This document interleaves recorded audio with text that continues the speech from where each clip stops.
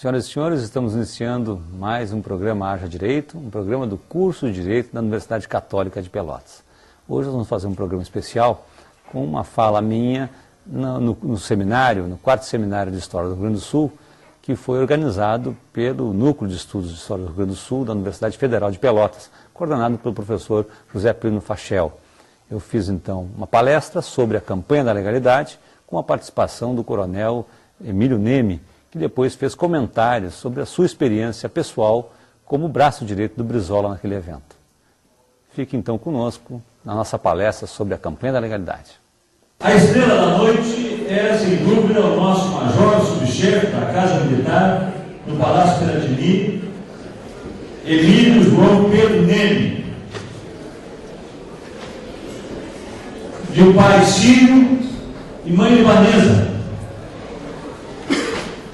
que foi o braço direito de Brizola. Então, claro que nós vamos aproveitar ao máximo as informações, a vivência do Major Neme. Mas antes, ele mesmo pediu que eu colocasse um pouquinho o ambiente, assim, né? Eu colocasse um pouquinho a todos aqueles que não estão familiarizados com o tema, trouxesse um pouquinho o ambiente que se deu nesse movimento e quais, assim, os movimentos que aconteceram, para localizar, então, a participação do nosso major nesses eventos também, aí colorido, aí dando um conteúdo também mais emocional para esse nosso encontro. Eu acho que é importante, primeiro de tudo, lembrar que o acontecimento campanha da legalidade, ele está dentro de um contexto internacional e de um contexto nacional muito pontual. No plano internacional, e talvez seja um pouco longe para aqueles que são muito jovens, no plano internacional nós tínhamos um mundo dividido em dois grandes blocos. E até bem pouco tempo atrás, essa ainda era a realidade, que muito rapidamente foi alterada simbolicamente pela queda do Muro de Berlim. Mas, se nós voltarmos um pouquinho no tempo e pegarmos o ano 61, foi exatamente no ano 61 que foi construído o Muro de Berlim. A construção do Muro de Berlim, simbolicamente, dividiu o mundo entre capitalistas e socialistas. O bloco da União Soviética e o bloco capitaneado pelos Estados Unidos da América do Norte. Nesses dois mundos, nesses dois impérios, vamos colocar assim, não havia muito espaço para escolhas alternativas. Ou se estava de um lado, ou se estava do outro lado.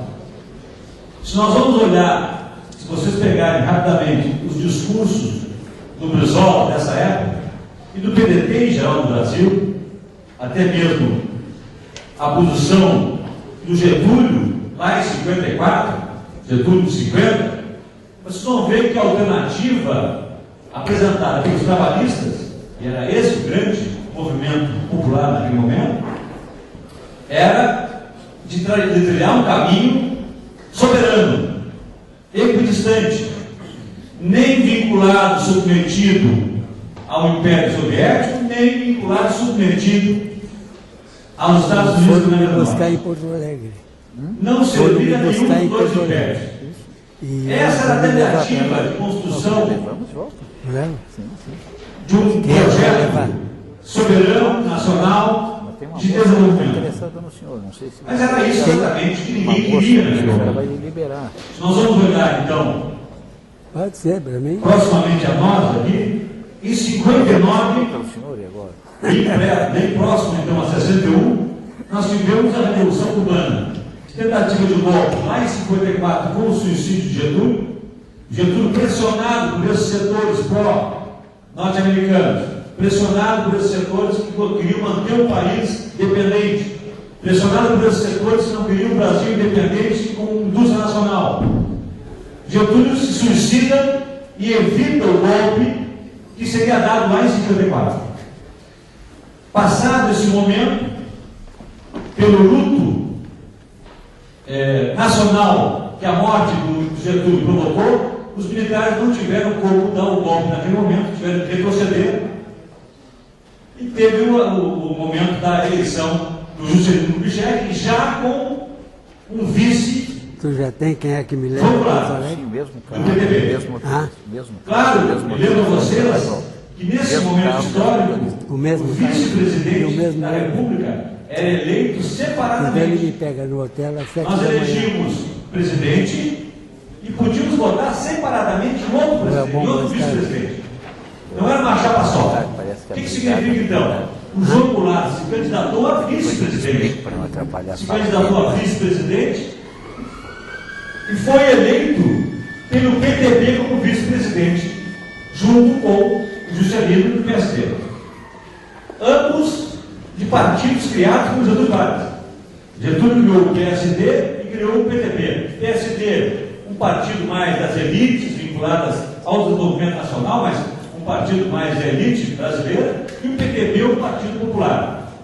Getúlio criou os dois. Juscelino e Jango representavam então ainda a continuidade de Getúlio, ainda PSD e PTB.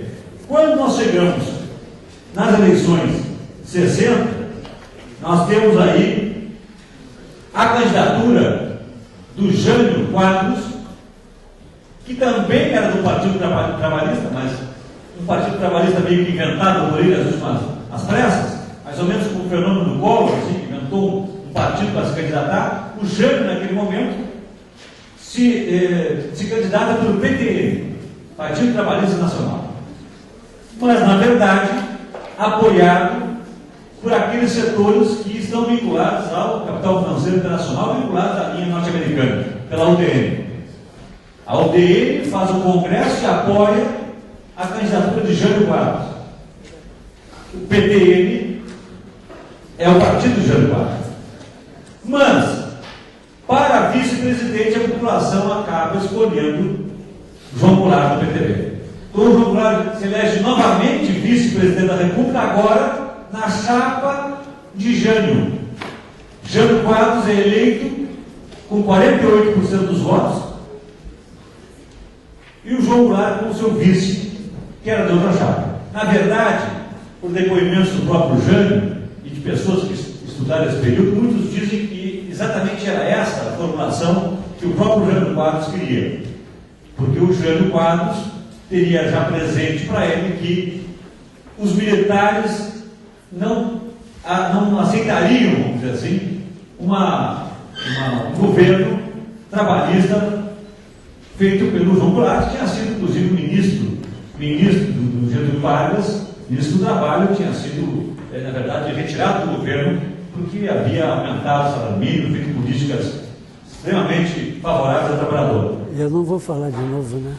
Nesse momento, se elege o Jânio Quadros como vice de Jango, e o Jânio Quadros, então, 7 meses depois, no dia 25 de agosto de 61, no dia do soldado, ele renuncia. Muitos também aí, tem muitas versões, mas a última versão, dada inclusive por um neto do Jânio Quadros, que revelaria essa versão final, então, a respeito desse momento, revelaria que ele, Jânio, estava, na verdade, propondo a sua renúncia como uma forma de obter maiores poderes, porque o João Goulart estava na China, em missão diplomática, enviado por ele, Jânio, e ele aproveitou aquele momento para anunciar uma renúncia que, na verdade, pretendia ser algo assim do tipo que o povo saia para as ruas e peça a minha volta, que eu volto com mais poderes do que eu tinha antes.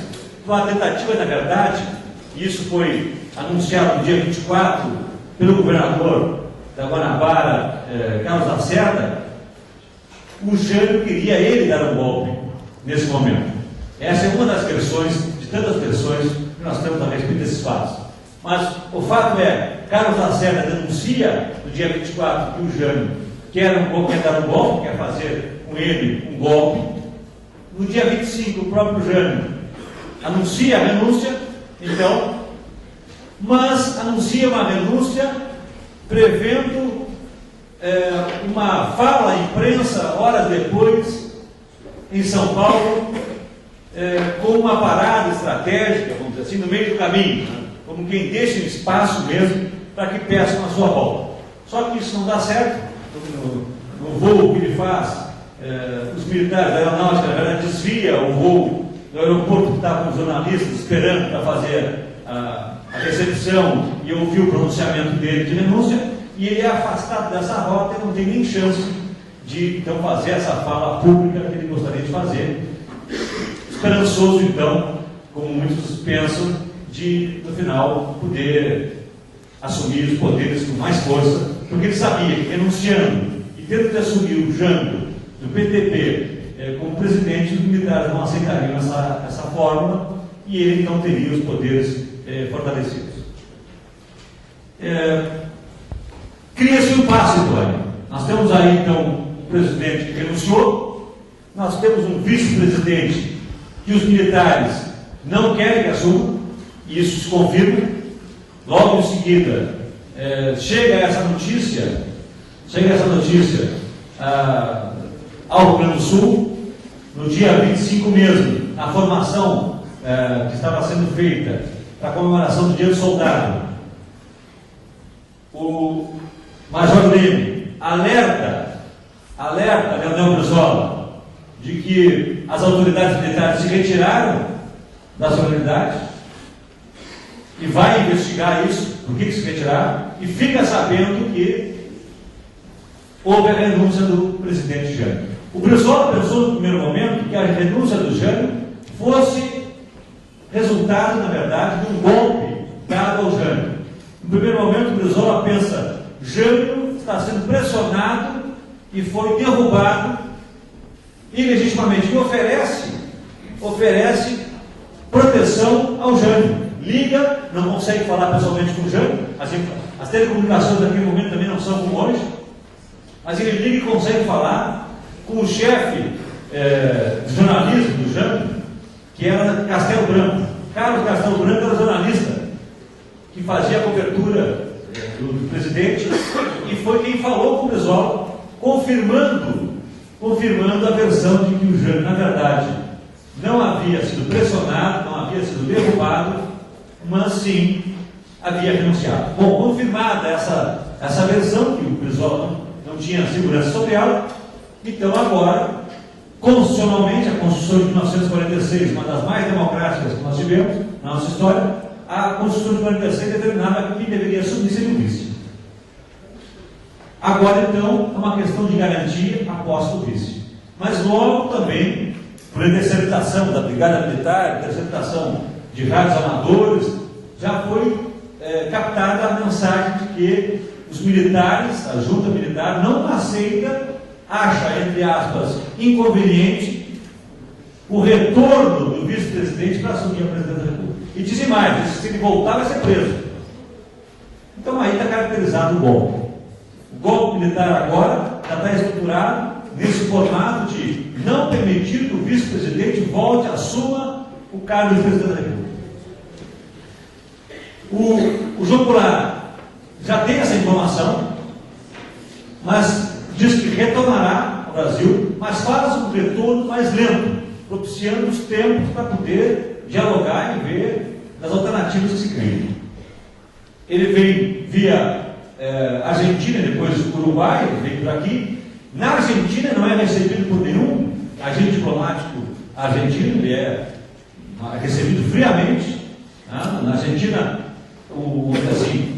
a arrumação militar entre os militares brasileiros e argentinos naquele momento, parece que havia sintonia já, porque trataram a ele já como alguém que não merecia as honras de Estado, do presidente da República. E ele vai logo para Montevidéu. Então fala e aí para sim, ele hoje é que recebido ele em me pegue na Montevidéu tela às 8 horas.